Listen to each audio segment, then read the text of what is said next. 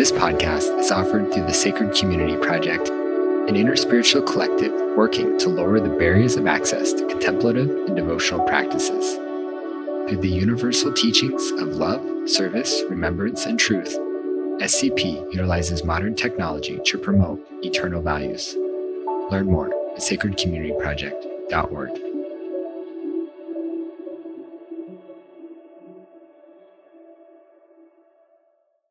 Welcome back, everybody. This is Hari with the Sacred Community Podcast. The Sacred Community Podcast is a gathering of interviews, lecture, question and answer, meditations, live music, and much more. Today's conversation is a conversation that was recorded in October 2020 with Sufi teacher Bodhi Be. Bodhi is not only a Sufi teacher, but an ordained minister and funeral director. He was also a good friend of Ram Dass in the house, and we were actually able to have this conversation in Ram Dass's study, where the last time that we were there together and Bodhi at all was as we were actually carrying Ram Dass's body out of Ram Dass's house and to the death store where he laid for a couple days before being cremated. So it was really beautiful and powerful to be back with Bodhi and to be in that space and have those memories flood in. And what a perfect way to have a conversation happen for, somebody who is a funeral director and runs a shop called the Death Store. So the Death Store and the nonprofit Doorway in the Light Funeral Home, which Bodhi is a founding member of. Mission is to empower and support families and communities with holistic, sustainable, and family-based tools, skills, and information in the caring of the dying and the dead, and to reclaim the dying and the dead as a village-building work and sacred service, reclaiming what we've given away to businesses and institutions, and finally to provide low-cost and free counseling, support, and burial to those in need, and to ensure that no one need die alone. So if you'd like to find out more information about Doorway into Light, you can visit doorwayintolight.org. And in this conversation, we'll be exploring death and dying, business of dying, and the outsourcing of death, and how the commercialization process of that, and how we can bring death and dying back into our culture and community, and to re-empower our families in the process of the death of their loved ones. As well as telling some personal Ram Dass stories. So I'm very excited to bring on Bodhi, and thank you all for listening, and we will see you next time. Bye-bye. I was thinking too, when we were doing the mic check, when you were doing that prayer. Subhanallah. Subhanallah. Subhanallah. We step into the presence where God is. Alhamdulillah, Alhamdulillah, Alhamdulillah. All praise to the holiness itself. All praise. Allahu Akbar. Allahu Akbar. Allahu Akbar. Peace is power. We stand, we live, we walk in peace, in the presence of the holy.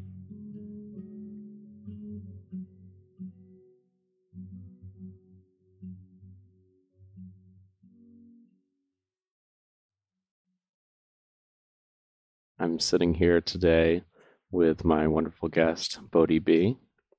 Thank you so much for coming on today, Bodhi. Thank you, Hari. Thanks for asking me. So today we actually have the unique pleasure of being up in Ram Dass's study, where I think it was the second to last time that I saw Bodhi was actually in the study as we were carrying Ram Dass's body out of this house for the last time. So it's really special to be back with you, and even more so to be in this space like once again together. That's good. And this is the first time I've been in this room since then as well. Wow. Everywhere I look, it's Ram Dass, pretty much. Doesn't look like it's really changed that much, except I've always seen his chair with him in it, and with it kind of very kicked back, with this amazing ocean view in front of him, and two very strong memories of when he was lying in state in this room, and all the people in here around him. You're the director of the Doorway into Light nonprofit. Well, Doorway into Light is the 501c3, and the Death Store is our educational resource center and store on Maui. And so could you tell me a little bit about how you came to even own a place called the Death Store? Yes. Let's see now. In 2012, we'd already been a Doorway into Light since 2006.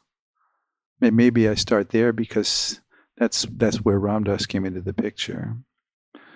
That my work as a ordained minister led me into a lot of spiritual counseling, which I would say was spiritual psychological counseling. And that was in the 90s. People started coming to me that were dying, or they knew someone who was dying, or somebody close to them had died or was dying, and they wanted counsel. And that was about 1997, and I didn't feel qualified or in any way equipped to. I didn't feel like I could really bring much to it. So, but it led me towards wanting to step into that whole field. And certainly I'd read most of Ram Dass's books by then, and was very plugged into his work with Stephen Levine and Dale Borglum, death and conscious dying. So I decided to become a hospice volunteer and took the hospice training here on Maui. The training itself was quite transformative. And then hospice started calling me up and asking me to go sit in homes of dying people, which I'd never done ever. And I'd go into neighborhoods I'd never even been in communities I had no real connection to, and ended up giving a wife or a husband or a friend time to go take a walk, so I could sit in the home with a dying person. Then it seemed like I was in the school of, what is this? How do people die? How do they do this thing? And I saw how they were doing it and how they were refusing to do it, and what they were doing instead of doing their dying. And as someone who's had a number of businesses, I started to look into, well, what's actually happening out there in the world of dying and death, and started, researching and looking into the funeral industry, a massive industry, the cemetery industry, the casket making industry. These are massive, billion-dollar industries, often employing quite toxic practices. And as many of us know, too many of us have had lousy experiences after somebody died and going into a funeral home. And of course, being in shock and grieving is not the best state to make a business decision. And since almost every funeral home is a for-profit business, they're in the selling business. And then I looked at the medical world in terms of how the medical world treats death and dying, and the hospice movement. And I noticed I was very connected to the local hospice that trained me, and still am 30 years later, and saw that most of the hospices that were opening were for-profit businesses, at least in part because of how much money there is in the Medicare, Medicaid, insurance that supports most hospices.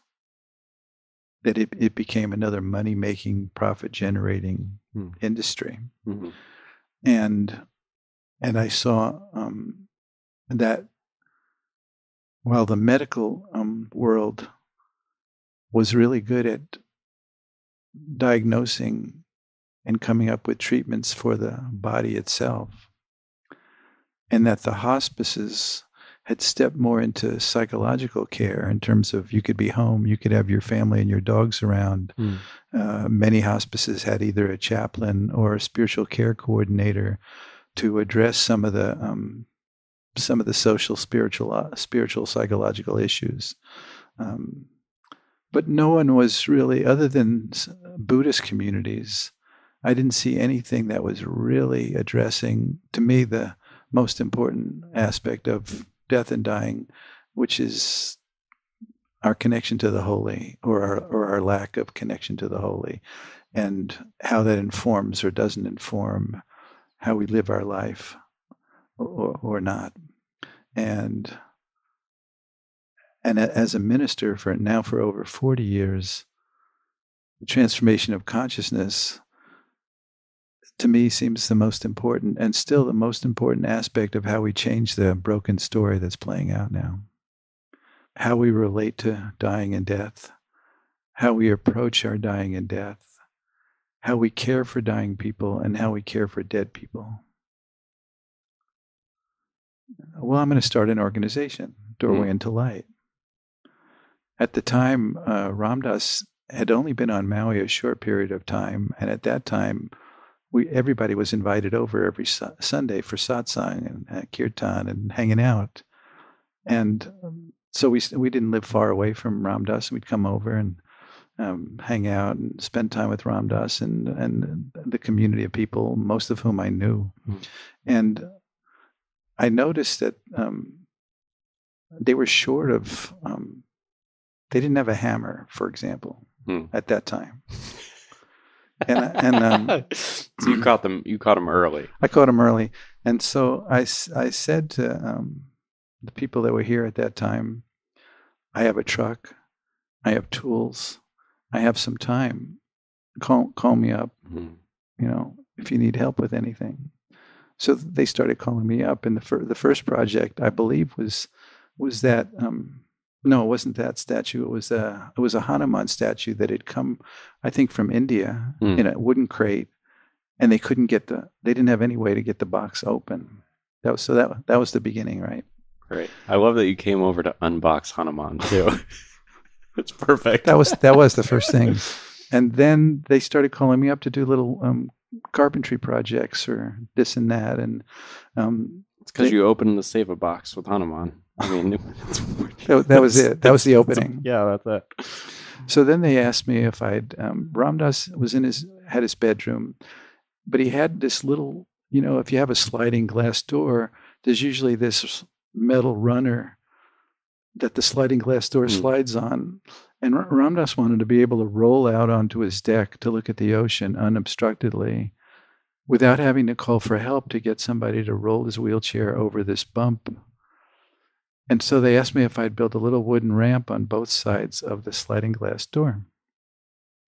Now, up until then, if I had any kind of idol worship around rock stars or famous celebrities, he was about the only one living that I felt that way about. It wasn't rock stars and celebrities; it was Ram Dass, and of course, Ram Dass had a powerful effect on my life. So there I was now in his room with him, just the two of us. And I knew I had to get over this sense of awe, kind of, or holding him up in some way. And he encouraged us to just have a conversation and connect. He was really good about it. And so over the course of whatever, a few days it took to build these two ramps, we got to know each other a little bit, and I started talking to him about this doorway into light that I was starting to work on with my wife Layla. And I had already been starting to talk about in the community, and Ram Dass said, "Oh, well, I've been doing that work for 40 years. I want to help you." And I was like, "Amazing. You want to help me?" yeah, oh yeah, put me on your board. I'll help you. And so I was like, okay. Incredible. Okay. And then, of course, then when I'd be talking about it in the community, well, we're doing this thing, Doorway into Light, and this is what it's about, and this is what we're kind of stepping into and want to do. And they went, that's great, Bodhi, that's great. And then I'd say, and Ramdas is on our board now. And then they'd be like, oh. So that was the beginning of it. Bringing in the hammer.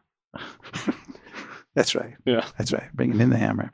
And so then at that point, I wanted to create an event to basically see who in the Maui community had interest in this field.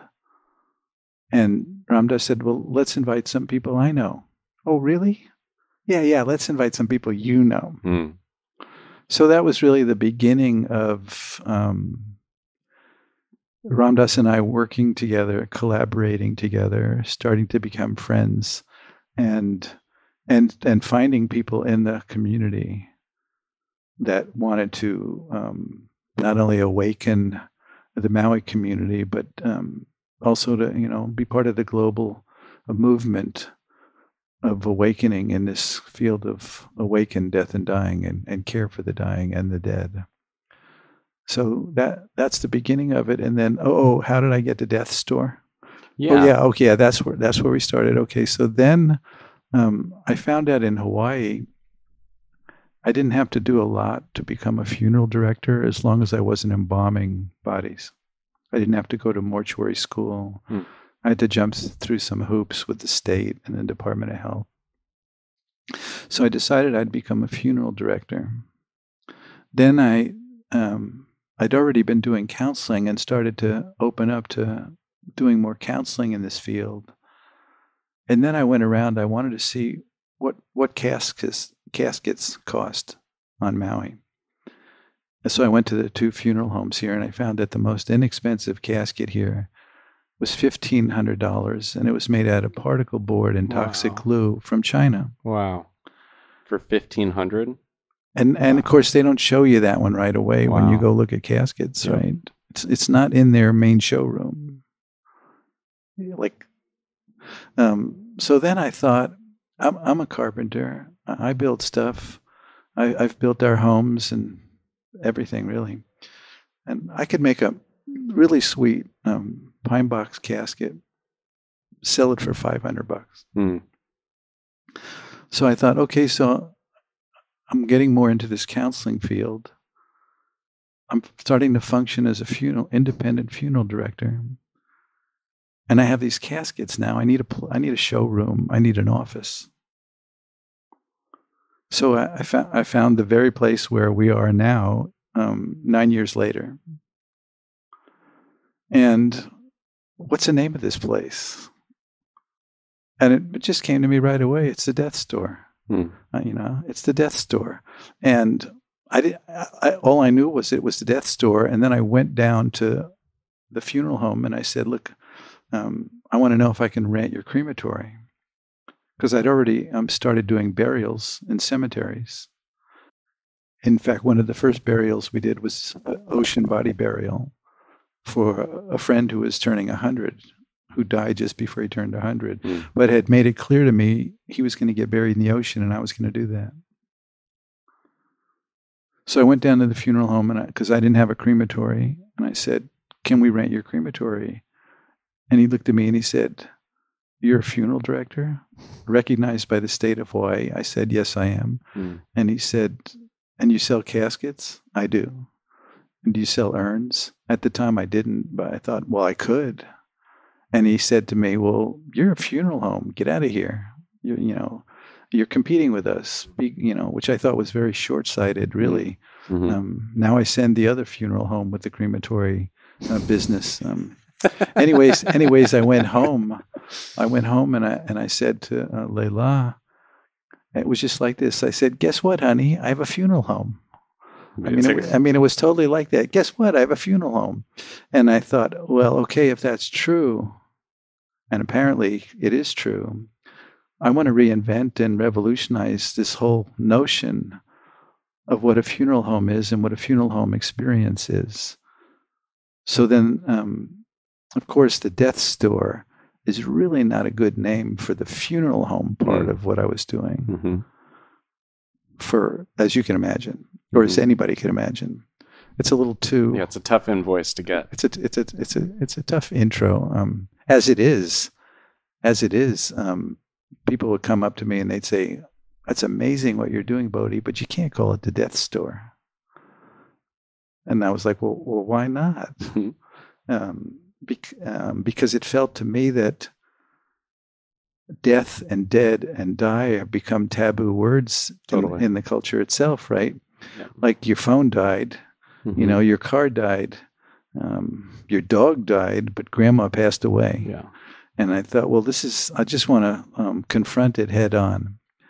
So it's not the life and death store, or somebody said, what about the till we meet again store? And I think my response at that time was, I don't think I could look myself in the mirror with a store called the Till We Meet Again store. Yeah. It was the death store. And I've had to go back and forth over the years because I met plenty of people that said I'd never go into a store called the death store. And I started to play with changing the name of it, but realized, nope, that is its name. And I think the culture is finally catching up with me.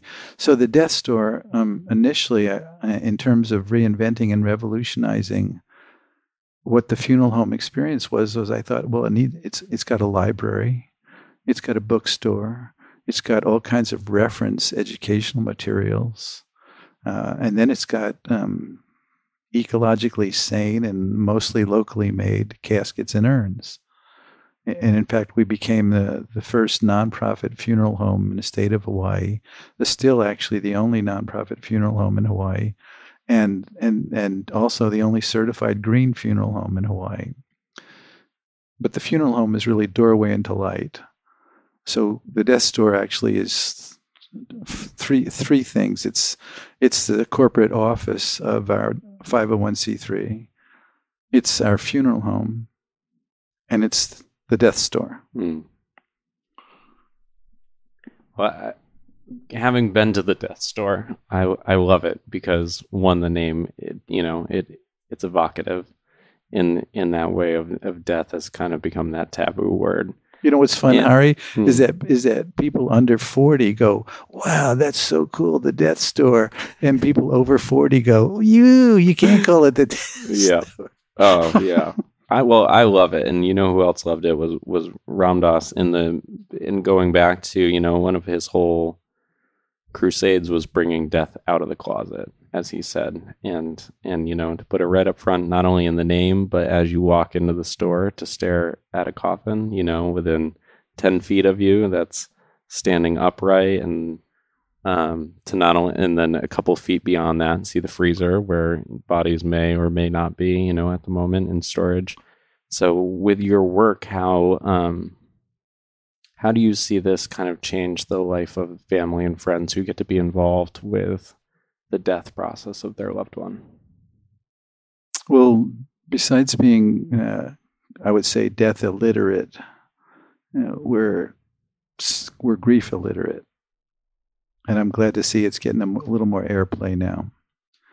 And what I saw was that the default muscle was when somebody died at home, the family was on the phone right away. Grandma died, please come and get her. And the next time that family saw grandma, they were either picking up the ashes, which are bone fragments, or they saw grandma embalmed, looking kind of like grandma.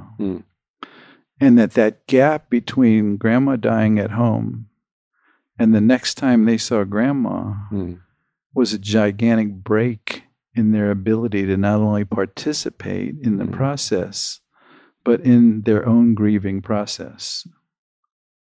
And I thought, what a tremendous disservice we're doing to ourselves and to us as a people, as a community. And I thought, well, how do we what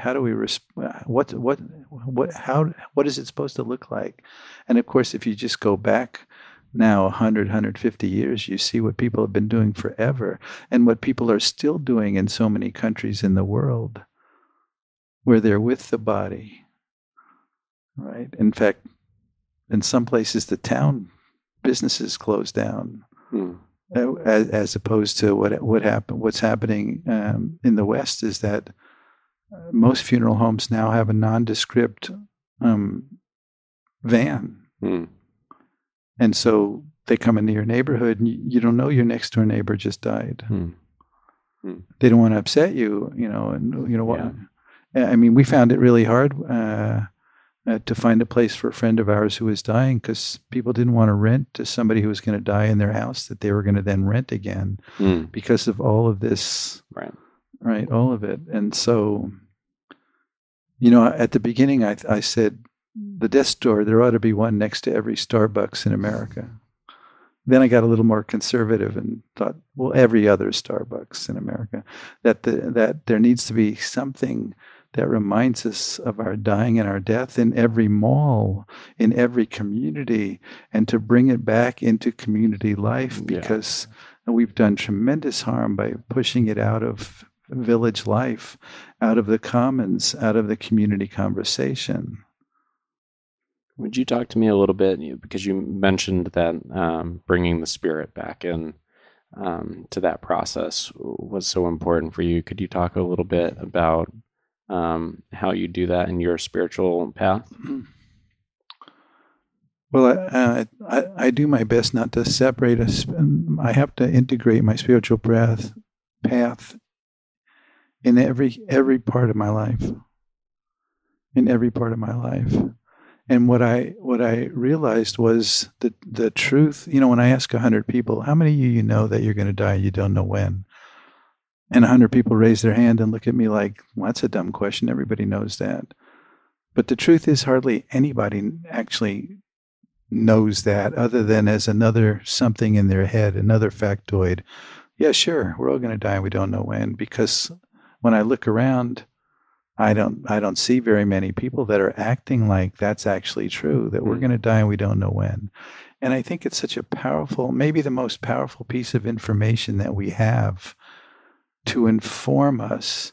Like people say, well, what's the meaning of life? I think the meaning of life is the meaning we give to life.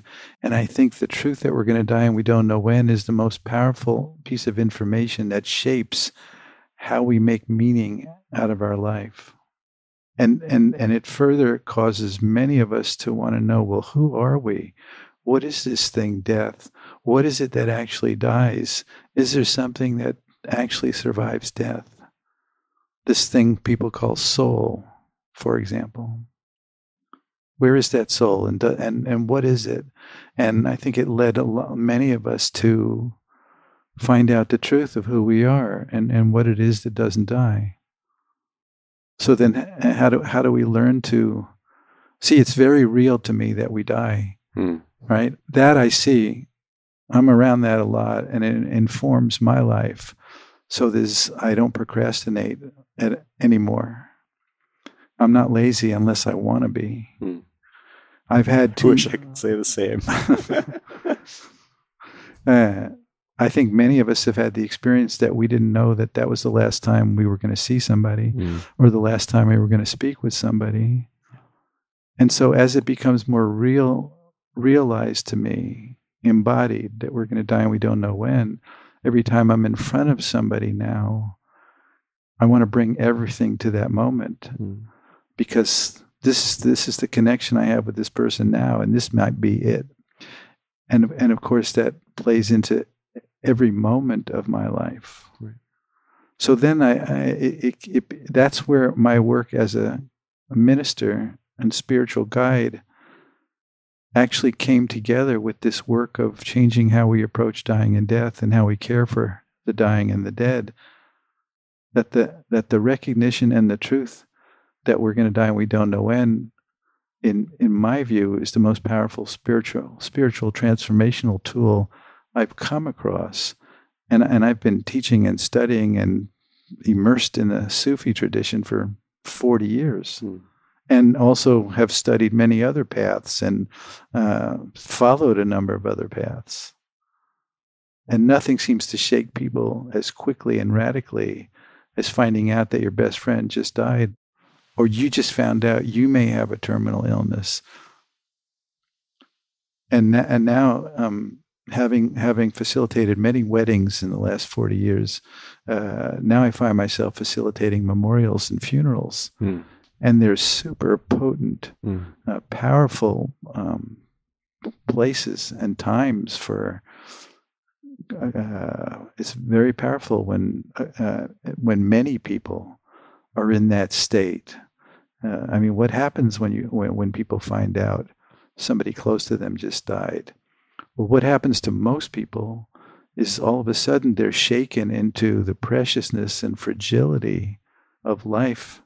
And there's no room for any of the bullshit and crap and what I call, we get shaken out of our cultural sleepwalk we find ourselves in so often. So when I go to a funeral or memorial, and there could be hundreds of people in that shaken, fragile, precious place where there's no room for crap. I mean, I would call that a spiritual experience. Yeah.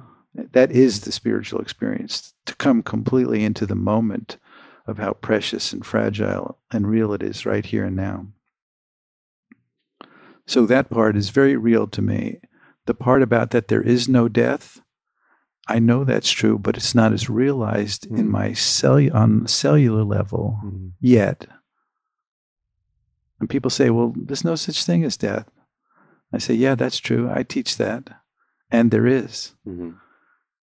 And now I even see that if the absolute reality, or what we call the absolute reality, is there is no death, and what we call the relative reality is there is death, that many people, and me as well, used to think that the absolute reality was somehow more true and more real than the relative reality. I don't think that at all anymore. Yeah, it's almost a dismissal of the relative reality to push up to try to go higher. Even this notion of samsara or maya, I think, is misunderstood in the light of this is just an illusion. This isn't real.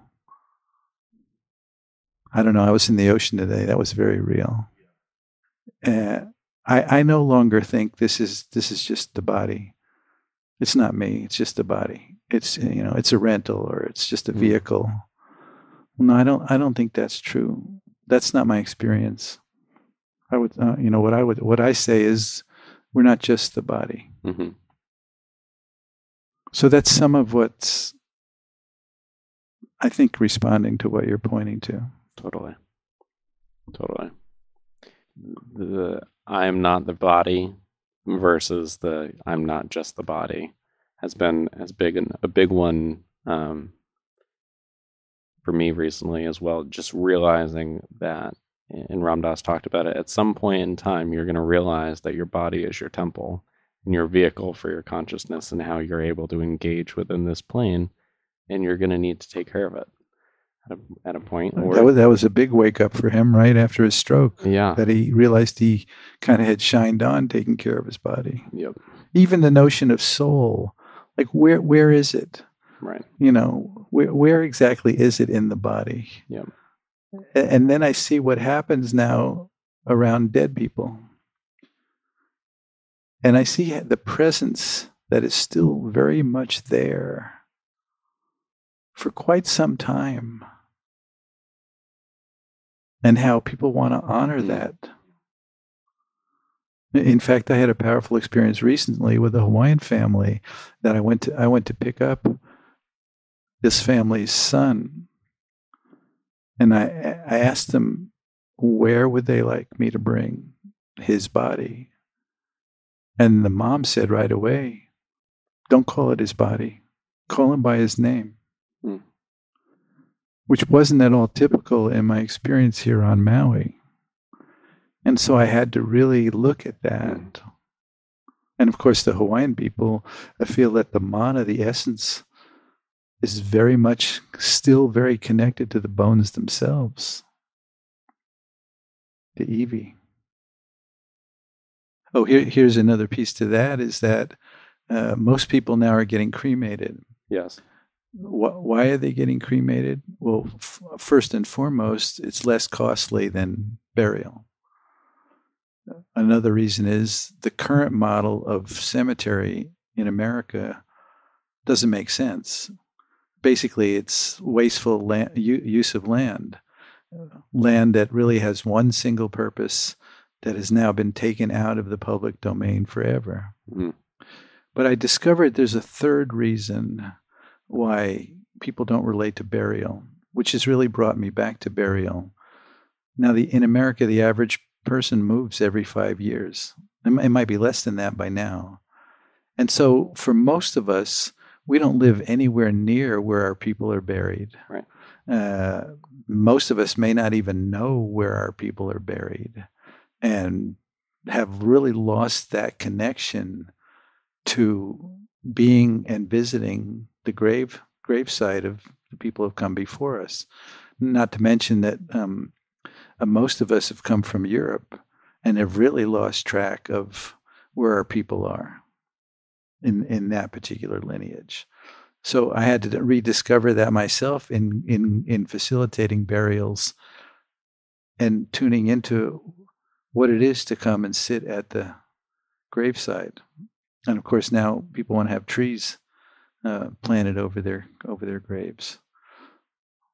And that doesn't even touch the fact that cremation is a very toxic, energy-consuming practice. And of course, that'll lead to our conversation about ipuka. So, I mean, the question that brings up for me too is so what have you found are the more sustainable practices, the things that are going to make sense kind of as we go forward? Well, wait, that comes back to something you said about the moment of death. Even that, I think, is a fallacy, that there is such a thing as a moment of death. So now the medical world decides that if your heart and your brain have stopped, you're dead. But of course, they only can measure it to the degree of the sensitivity of their current machine. And as their machines get more sophisticated and sensitive, they're going to find out what many of us already know. You don't die all at once, which is why it could take up to 3 days. So there is no real moment of death. And with the current model, we could be short shrifting that whole process of the timeline. We certainly, the Western world is. You know, I ask people, so when do you start to die? And again, most everybody will say, what did they say? When you're born. Yeah. Where did we get that from? I think the first time I saw it was Buddhist teaching. And I think that's a huge disservice and a huge misunderstanding, because dying people are doing something that we're not doing. And you wouldn't say to a mom that just had a brand new baby, what a beautiful new baby, too bad it already is dying. It's not true. It's just not true. Dying people are doing something we're not doing. And unfortunately, most people start to die when their doctors tell them they're dying. That so many of us are so disconnected from our own bodies, we need somebody else to tell us when we're dying. So in a sense, we devalue what's actually happening.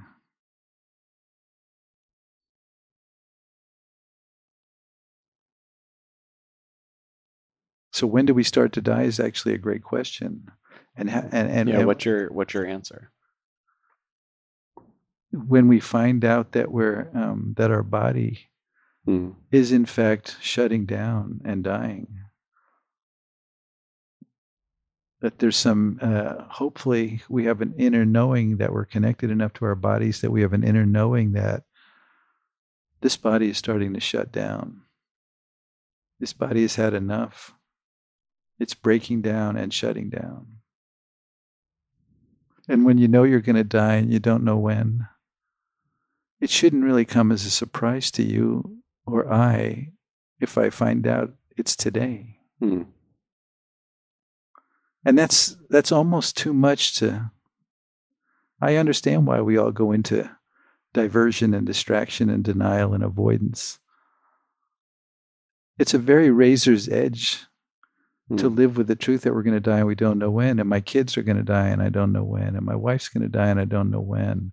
Yeah. I used to grab when my kids were teenagers, they'd say, okay, I'm going out, I'm going surfing, I'm going to go see my friends.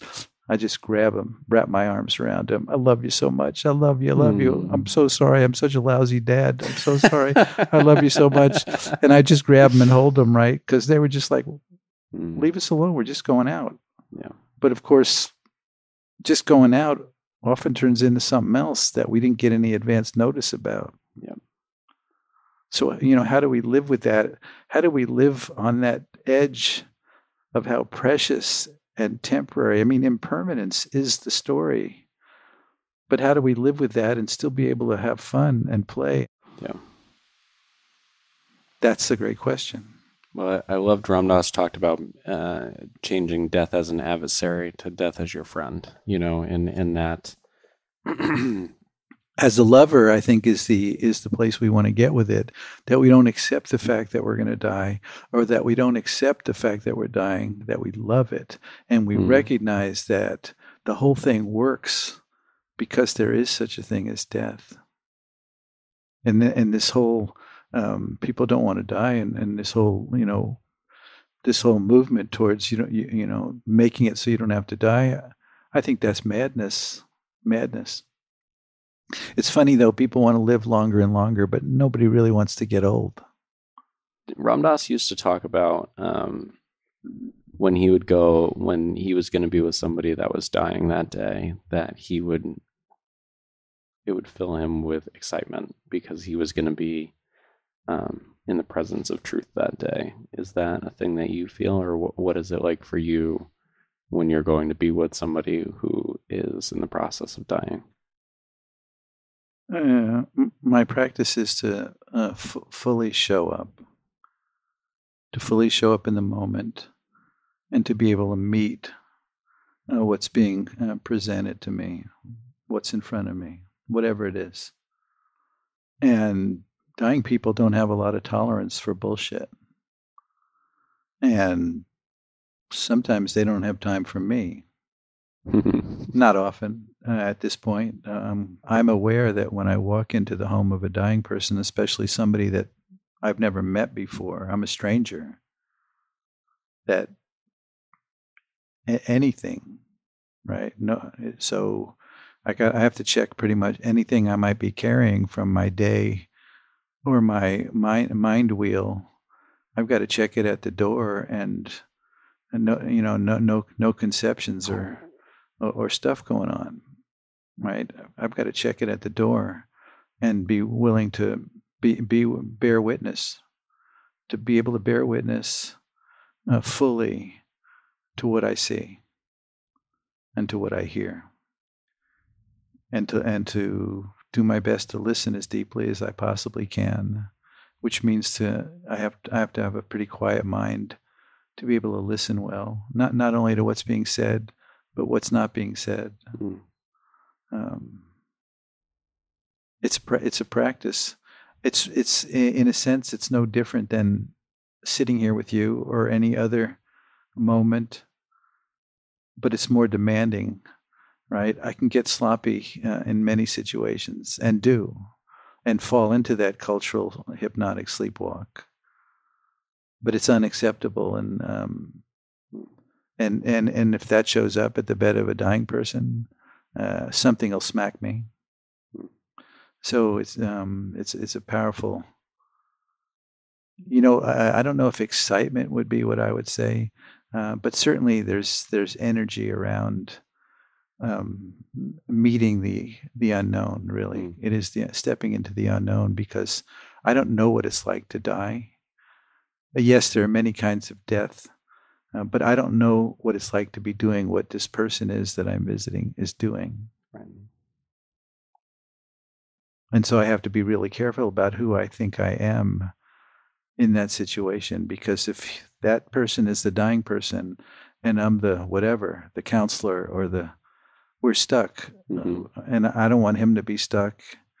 In fact, I know Ram Dass has talked about this, about how when he went to visit a dying person and he looked into that person's eyes, as a soul to soul connection in being in that moment together.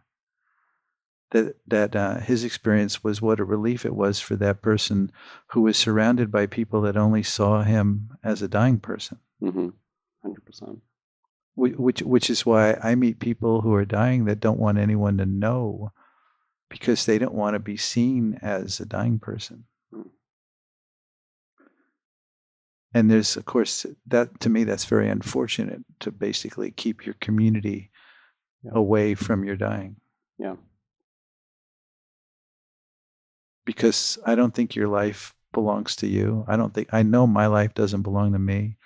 And so I know my dying isn't just about me.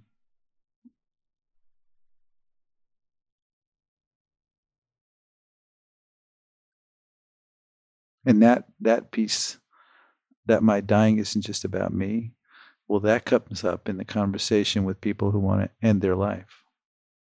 My dad said that to me when I was in that space, and that your life is, well, it was your life is not your own, in the way of seeing how connected I am to all of these other people, and that. And one of the most beautiful things that he said to me in that moment too was, if you want to die, that's okay. You can die, and you can renounce your name, and you can go and you can live in service and serve other people, because that will be, and you can go and act purely as a cog, but your life is not your own in that way. And that smacked me upside the head. Wow, your for dad sure. told you that. He did. You know, we do these trainings that we've been doing every year for a number of years, where doctors and social workers and nurses and hospice people and chaplains and artists and shamans and healers and lay people come for to learn about caring for dying people. Full spectrum, spiritual, emotional, logistical, psychological.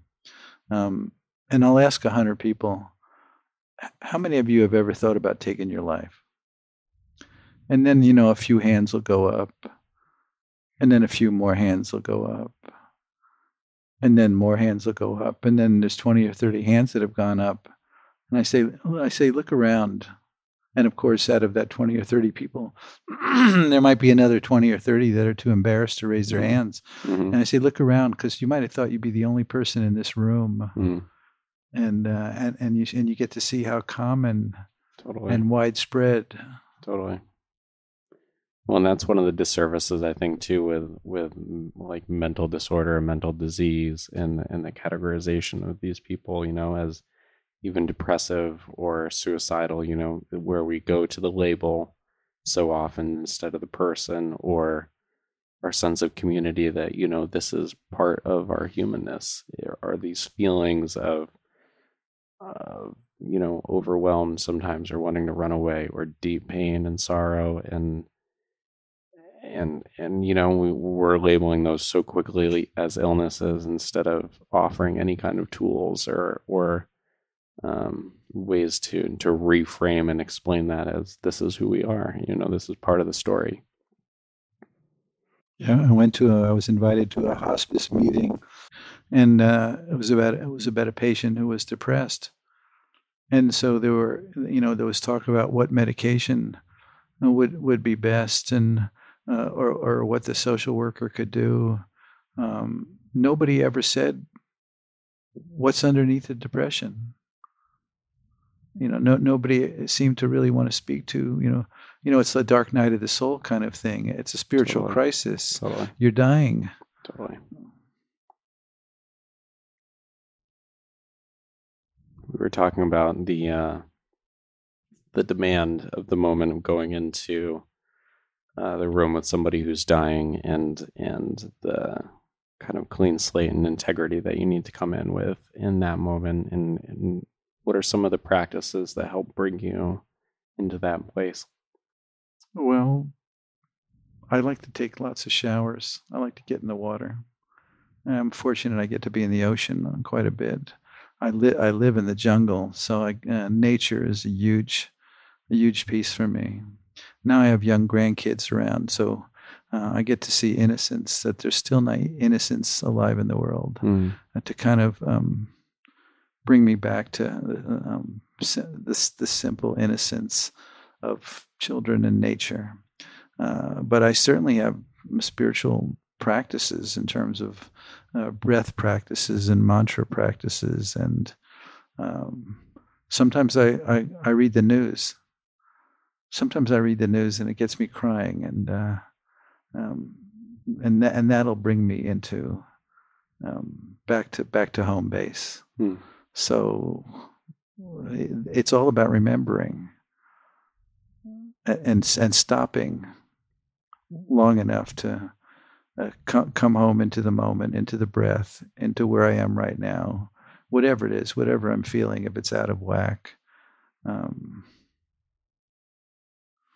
And in terms of integrity, well, I'm doing my best from the time I get up to the time I go to sleep to be on track, to show up, to be on intention and in integrity as best I can. And sometimes I do better than others. So then, in that light, showing up for somebody who's dying isn't. Sometimes it's just like the next thing to do, kind of thing. It's not, oh well, I better shape up now, kind of thing. You know, I want to be shaped up before I have to shape up. Yeah. So then I make it, you know, not only my ministry to myself, but my life. My life. So stopping, I think, is I would say is you know, wherever I'm at in the day, and I make an effort to do it more than a few times a day. You know, I think there's that story about, you know, God told Abraham, I want you to pray continuously. And I think that's how it got compromised down to 5 times a day for the Muslims. We can't do it all day, but how about 5 times a day or whatever it is, right? And maybe the 5 times a day is a way to help bring us back, right? When we fall into what we fall into, to basically to navigate what's expected of us in a culture that doesn't see us as spiritual beings. Would you speak a little bit to the path of Sufism and the Sufi heart? Sure. I'll go back to something you did ask me that I didn't really get to, which is about what are sustainable practices. You know, sustainable practices. I mean, for the longest time, actually at the beginning, when we were nomads and we were following the flock, for example, you know, Grandma would just say, "Look, I'm done. I'm going to sit down on the side of the trail, and I love you all," and carry on. And that's how we started. Maybe the following year, we knew where Grandma was buried because the grass was taller there, and the flock stopped to eat the grass. We started visiting Grandma every year because it was easy to find where the grass was taller. Right? Then we settled down, and Grandma got buried in the backyard. Right. Then we didn't have a backyard, and so Grandma got buried in a church graveyard. Right. Then we got somehow kind of beyond church, and then there was cemeteries, and then there was the Civil War. Was really the beginning of the funeral home in America, when there were so many dead young men, and that's when embalming actually came to America. Fascinating. It is fascinating. So sustainable practices, in my view, is bury Grandma. I always pick on Grandma in the backyard. You know, plant something. Don't plant a body 6 feet in the ground where there's very few bacteria and microorganisms to eat the body. You know, the earth has given us so much. You know, everything really. I say, in some way, you could say, my life doesn't just not belong to me; it belongs to the earth. Here's a way to give back to the earth, feed the earth, then something's going to grow, whether it's the grass or whether you plant something. That looks the most sustainable to me, and it doesn't require experts or specialists or that and I love the feel of what that is, because we've done some of those. Taking a body out and burying it in the ocean is beautiful. It's very beautiful, powerful.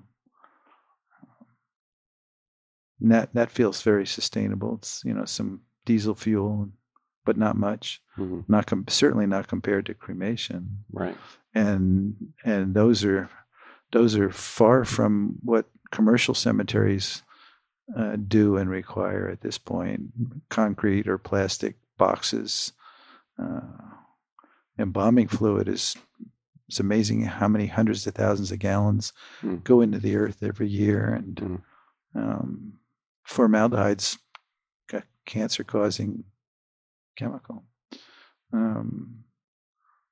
Hundreds of tons of metal and tropical hardwoods, go into the ground every year. And hundreds and hundreds of tons of concrete. Doesn't make sense. Never did, but it certainly doesn't make sense now. Totally. So for people who have a loved one or who may themselves be in this process or wanting to at least plan for it, who may not have the benefit of being on Maui, what are some things that they can look for within their own community? What's some kind of intro advice that you could give to people who are looking to plan that, or and potentially some avenues where they can further educate themselves? And we can attach any kind of stuff in show notes as well. Well, green burial grounds in America are sprouting up most everywhere. There's a green burial council online that will point you to the nearest green burial ground. Green funeral homes, those are harder to find.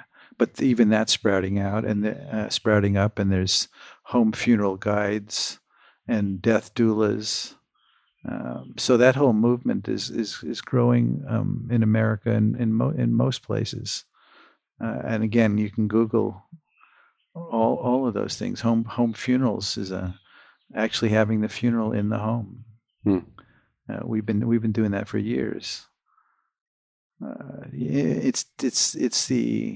It comes from the impetus to take something back that we gave away.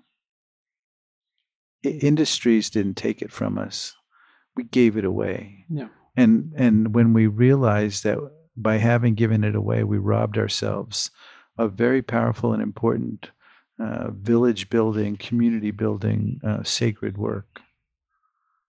So in the recognition that we want to do something that's sustainable, that's not toxic, and we want to do something that's family oriented and doesn't require a lot of money, and hiring experts and strangers and specialists, bringing it home, bringing it to how it's been done for thousands of years, really. Totally. So you asked me about the Sufis. So the particular Sufism, we're not Muslims, and most Sufis are Muslims. And the particular lineage stream that this Sufi path comes from is India. And Hazrat Inayat Khan was the man who brought Sufism to Europe and America in the early 1900s. And at that time, it was a radical message that he brought, which was that there's only one true God reality. Depending on where you live and what culture you grew up in, you have your name for it. But we're talking about the one thing, which is beyond name and form, but is real and true, and is inside of each one of us, lives inside of each of us, that connects us all into really one thing. There is oneness. And nature isn't something out there. In fact, Inayat Khan said the holy book is the sacred manuscript of nature itself. And I've taken that to heart. I've been living immersed in nature for pretty much 40 years. And actually, that's the best place to learn about life and death. So that was his message, a radical message at that time. it's really no different than Ram Dass's message.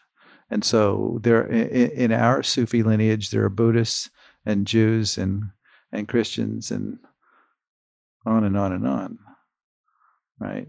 In the recognition that it's a way to practice, right? It's a path that's about the same. It's about the same thing, regardless of what we call it.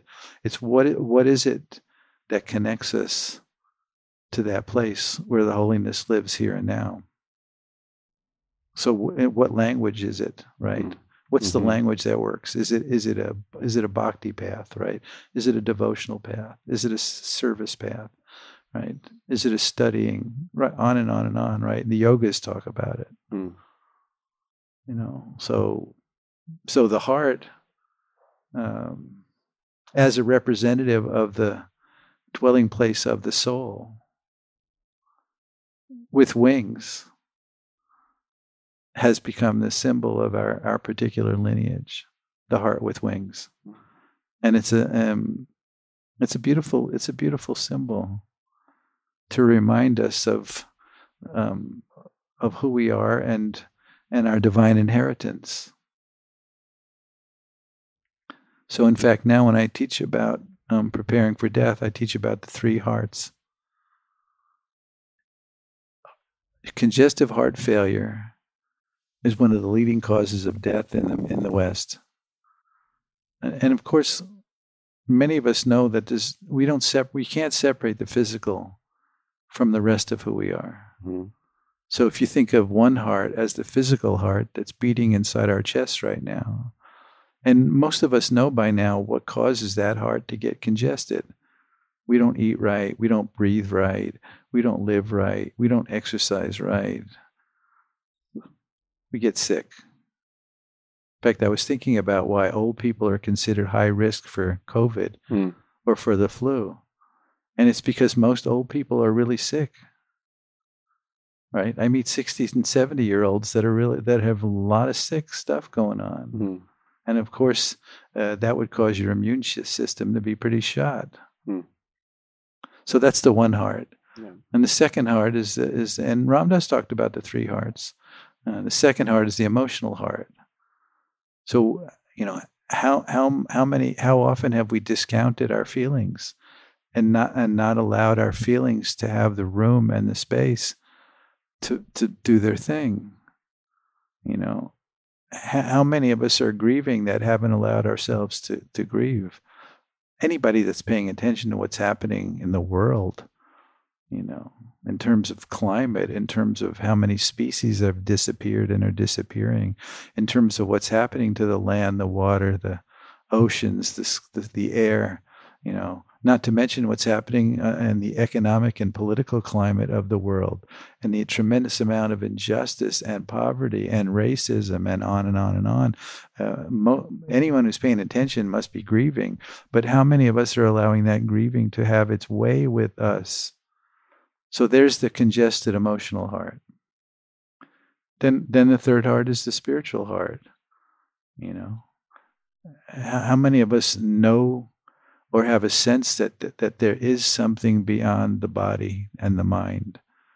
And are we doing what we need to be doing to continue to cultivate and deepen and make that relationship real? And where does that get stuck? And it just sounds like a bumper sticker stuff, right? How many of us have spiritual heart congestion? Yeah. Yep. So what are some of the, what do we do? What do we do with our spiritual heart congestion? I don't know. I'm not, my solutions are not your solutions. People ask me questions and I'll say, well, that's a good question. Or what would be a better question?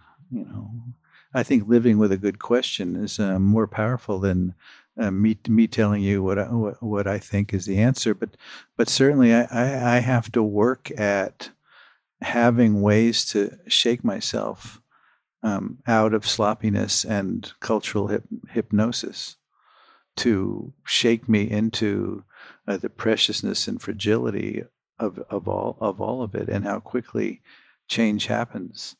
And certainly the the mantra that we're going to die and we don't know when is one of those very practices that I thought about getting the tattoo. Mm. I don't think I will, unless I can do it in some other langue, maybe. But there you go, audience. But the recognition of, I mean, impermanence is the most powerful teaching, or certainly one of them, and we get stuck in thinking that this is how it is, and we don't want it to change, and we've been poorly trained in adapting to change. But change, adapting to change, is a spiritual practice, and it's all changing. And I think right now, most people are in a big I don't know. I don't know, I think, is a very powerful place. You know, in the West, it's often considered a weakness to say I don't know. Nobody wants to say I don't know. Totally. You know, the truth is we don't know. Mm-hmm. And of course, given what's happening right now, October 2020, I think most people are very afraid because of the I don't know. Scared, big time. Yeah. You know, I was teaching a class I called The Space Between Hope and Hopeless. You know, it's like, how do we stand and what do we stand on when there's nothing outside of ourselves that we can count on? You know, what is there that we can count on? Well, love is one thing we can count on for whatever and whoever. What's real? What do we know is true? Yeah. You know, what's our lifeboat? When things are breaking down and falling apart, which they are, and to a large degree need to, because we're in a very broken story that's killing the world. And we're not going to get there just by flicking a switch or trying a new techno toy. Mm-hmm.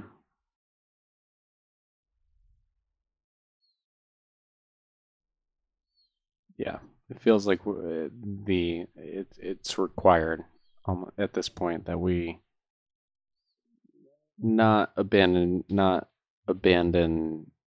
ship and turn around, but to bring with us, you know, these things that we've had with us forever, the consciousness training, spirituality within our lives, the family unit, close communities that raise children, and then die together as well, and bringing that back into that, not only nature but just a natural nature flow. You know, I talked about the practice of stopping.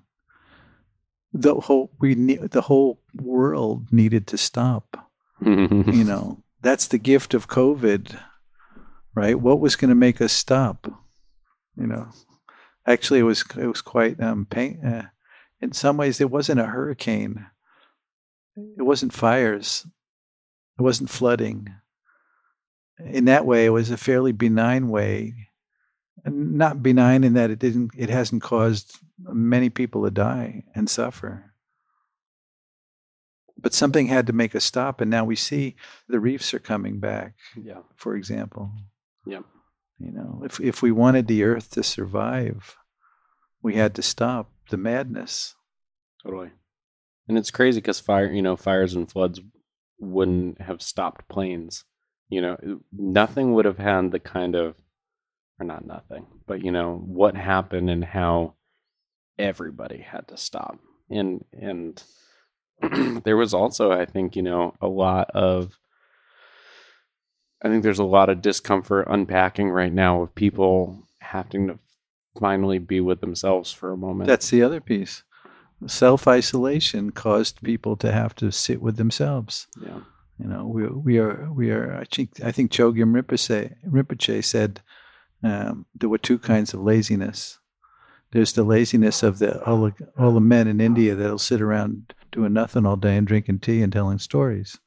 And then there's the Western form of laziness where we're so busy doing all this important stuff that we never have time for the really important stuff. And to see that as a form of our laziness, that all we want to do is create distractions to keep us from actually recognizing what's going on right now. And I understand why a lot of people don't want to stop, because they don't love their relationship. They don't love their life. They don't love their job. And to actually stop and feel the pain of that is too much for many people. And so we are the culture that is, we've perfected entertainment and avoidance, and on and on and on. Sex, drugs, rock and roll, Netflix, Facebook, food, you name it. We have excelled as a people to not confront what is true here and now, and the fact that we're going to die and we don't know when. So like you said, not only did we have to stop, but in self-isolating, many of us had to look inside. Yeah. And the third piece of that was we were confronted with the possibility that we could die, and the people we love could die. So all of a sudden, we were all having what I call a close encounter with death. Mm-hmm. And then to top it off, if that wasn't big enough, in one day, everybody was wearing a mask. Who could have imagined that? Yeah, I know. There's a teaching about how quickly things can change. Well, and I would throw too that I wish it was everybody that had gone with the mask. And I'll throw in a fourth thing, right, which is, that I think there's a reclaiming of, instead of going for all this outside leadership, we're realizing that we need to self-govern a little bit within our own selves, to not just take a blind faith. A lot of the misinformation that we're being given these days, and that we need to kind of relook at ourselves with our own values and morals as to how can we best serve ourselves and our family and our communities at this moment. Because government, or it's not even that they might not have our best interest in mind, but nobody knows your family like you and your community, and how can you show up here and really make an impact at this moment, and not wait for a governing body to come make that change for you. Mm-hmm. Being information overload, being able to discern what is true. I tell people, why don't you start with what's most important to you? And then, so then what's most important today? Because at this point, it's hard to know what is real and what's true in terms of outside information. And of course, outside information means we're not there to experience whether that really happened and whether that's really true. And we've already been shown that they make up stuff. So again, how do we stand? What do we stand on? How do we find our way and stay sane? I think service actually is, for me, that's the path, right? And that's something I can stand on, that maybe I'll help somebody today. And sometimes I do. How do you deal with those days when you come home and it feels like you didn't, or any kind of that self-defeatingness that so many of us get stuck with? I don't get into self-defeat, but I certainly make mistakes, and and sometimes I just feel like shit, that I made a mistake. And sometimes in the work that I do, it really hurts me when I made a mistake with a dying person or with their family, for example. But I have to go, okay, I'm not going to do that again. I have to do that differently next time, and then I can get up and move forward and not get caught in. I like to tell people, it's not what you think that's the problem. It's what you think about what you think. That's the problem, where you get caught in self-judgment and self-criticism and blame and guilt and shame, and you're constantly looking in the rearview mirror, and then you forget you don't get to see what's in front of you if you've got so many rearview mirrors. And so I'm doing my best to notice when I make a mistake, and really sit with why that was a mistake and why that can't happen again. And hopefully it doesn't happen again. But sometimes I need to go home and turn on the tube, or I don't have a TV, but sometimes I have to go home and turn on Netflix or whatever it is. Yeah. Right? I just need I need a break. Yeah, I hear you. It's intense. To be fully alive takes a lot of energy, actually. It takes a lot of energy to stay awake. Have you found difficulties within your off moments with that, with that kind of awareness of that there isn't an off moment in that kind of a way, and that like the aware of having to take that kind of a space? Sometimes Leila and I look at each other and we just go, let's just go blob on the couch. Mm. And there's no judgment about it. It's like, time out. Yeah. Time out, because I work hard at what I do, and my prayer is to really allow the holiness to do the work, do the heavy lifting, and help me. And I think my prayer is being answered all the time when I stop and remember and ask for it. And I think it's served me really well in my life. I've come a long way. I didn't start out as a kid wanting to be a funeral director, for example. That didn't really cross my mind. People that don't have a spiritual practice, or I don't know how they make it. I really don't know how. What are they holding on to that? I don't know. I don't know how people, it's hard enough with a spiritual practice, and a real one, a real grounding practice that works, that makes sense. And as far as people that are still making widgets for companies that don't care about them, I hope that this time where maybe their company couldn't make widgets, that they got to see that they wanted to be part of something that did make sense and did add value. And I see when people are dying, there's a lot of suffering around that. What did I do with my life? Yeah. A lot of suffering. I wanted to touch in on that, talking about I don't know how people do it without spiritual practice. And I think this has come up with my girlfriend and I, and thinking back to where I was working with severely autistic children who were, to be part of the school, you had to have extreme self-injury or violence and aggressions.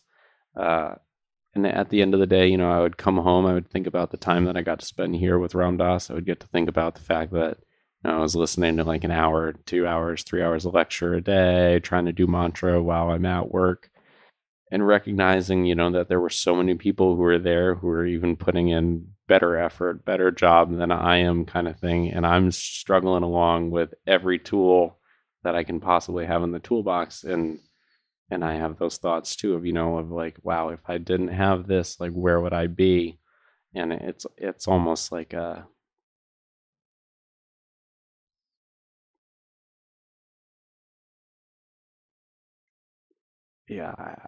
don't know how I would play without those bumpers. Because I find myself so often forgetting, even living in a house where Maharaji's face is at every turn, kind of thing. And for somebody who isn't deeply ingrained within a spiritual tradition, or maybe has felt put off to spiritual traditions in general, you've mentioned the pause and being able to stop. Are there any other kind of practices that you could offer somebody to help bring them into their heart, or give them a chance to distance themselves from the kind of running of their thoughts? Well, you have to stop thinking so much about yourself. I think that's one of the biggest problems. We spend too much time thinking about ourselves. Everything from we're not good enough, And I mean, that's a common wound in this culture. We're not good enough. And it even plays out in terms of, I want to be a better person. I want to be more spiritually evolved. I want to, it's still, that comes from that place of, I'm still not good enough. And I think, that's very unfortunate.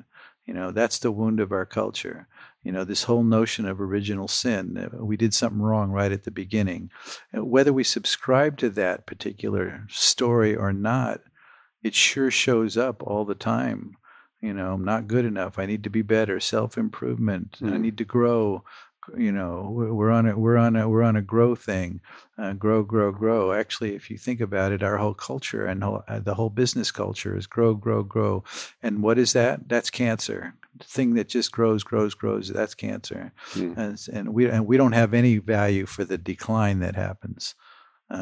But this whole notion of that there's something wrong with us, and if only we were, whatever, fill in the blank, that's the trap. That we're still not good enough, and nobody beats us up as good as we do.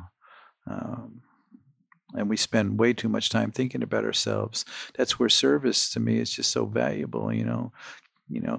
Depression oftentimes is this inward spiral where all you can feel is your own pain and the thoughts in your head, right? Until you get out of that inward spiral where all you can feel is your own pain and suffering, that's hell. That's a hell realm, right?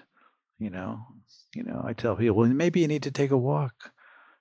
Go see what else is going on. Go see who's hurting more than you are. Yeah. I mean, there's infinite ways to be of use out here. Everywhere you look is crying for help and service. That's my ray anyway. And I think, well, I don't understand why everybody doesn't get that.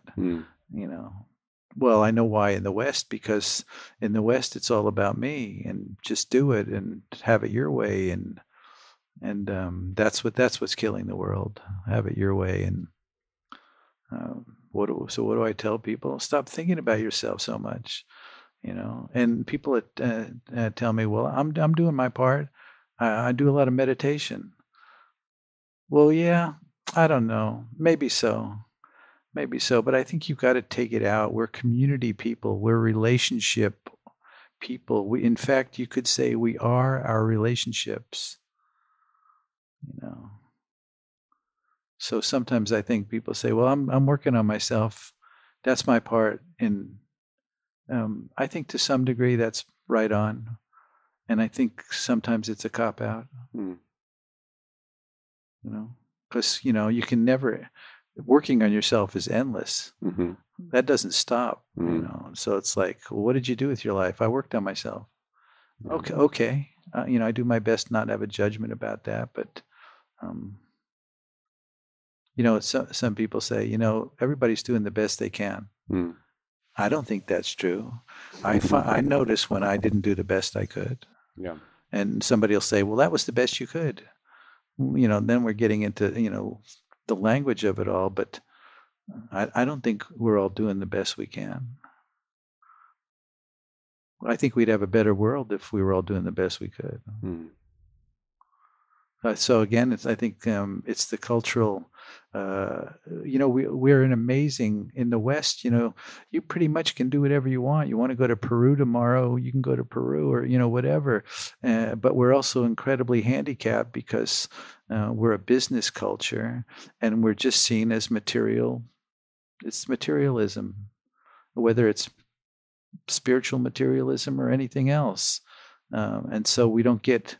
I think we have a genetic memory of being born into a culture that saw who we were right away and sang us into life and blessed us, and we're so happy to see us and so looking forward to the gifts that we brought this time around. And most of us didn't get that. We came into something very different. And so there's a longing in us to be reconnected not only to the holy itself, but to all of it, right? To all of it, that nature isn't something out there, that we are nature, and we are connected to each other, that there is no them, We're longing to be seen.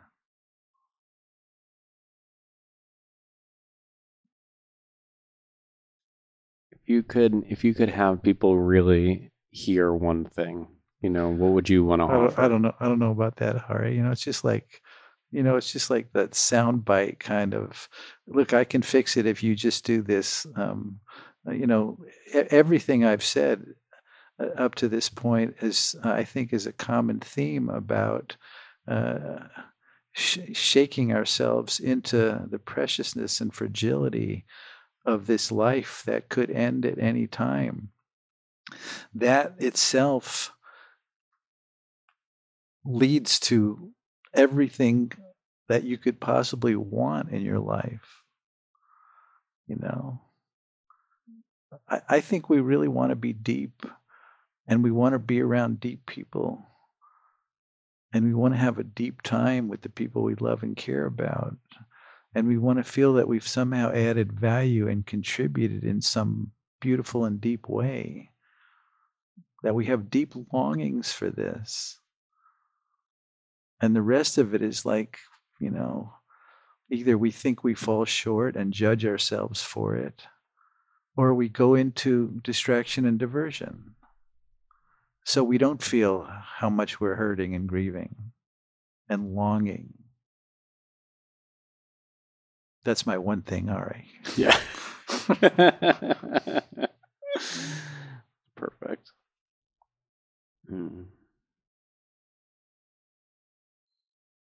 That's the one thing. We're going to die and we don't know when. Everybody you love and care about is going to die and we don't know when. That's true.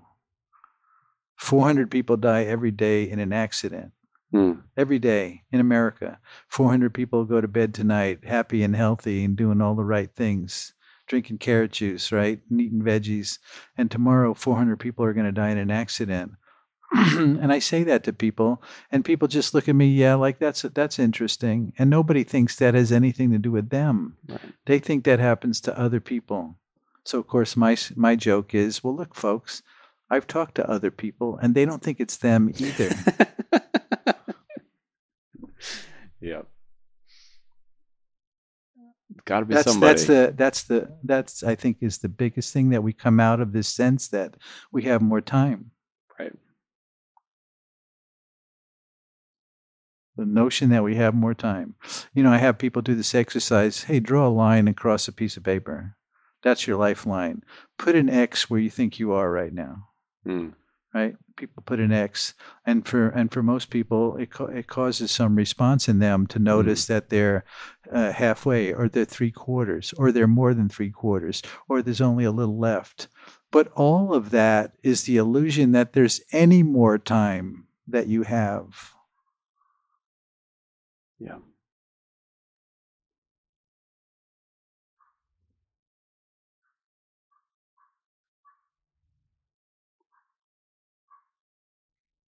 So the Sufi path that I'm ordained and teach in is a path of dance and music and holding hands and looking into each other's eyes, along with breath practices and meditation. But we're a musical dance people, and that's a piece of it too. It's like sacred fun. Dancing and singing are very, those are spiritual practices, or can be anyway, right? Sufi dancing, for example, is not square dancing. They're very different things, right? Yeah, Sufi dancing about that form of zikr. Well, Sufi dancing is where we'll take sacred phrases or mantras from every different spiritual path or indigenous peoples. And in the sacredness of recognizing these phrases, we'll have movements to it in circle. That's what's referred to as Sufi dancing, or dances of universal peace, is what it's referred to now. Zikr, on the other hand, is very much a practice using Arabic mantra, and the practice again is, we're in a circle. We're all moving together. we're all reciting the same sacred mantric phrases, where the meaning of the phrases is not what we turn it into in English, but is embedded into the sound itself. So we're moving together. We're reciting these mantric sound practices, which means that we're breathing in rhythm together. So we start out as a bunch of people, and through that synchronicity and entrainment, we become one thing that's happening. And then if the zikr is really working, we become no thing that is happening. Nobody. Mm-hmm. So it's like a group disappearing act, in a sense. Beautiful. I think we've covered pretty much everything, Hari. Otherwise, I start pulling out pictures of my grandkids. That's the bonus cut material. It's the next 2 hours of bonus photos with Bodhi.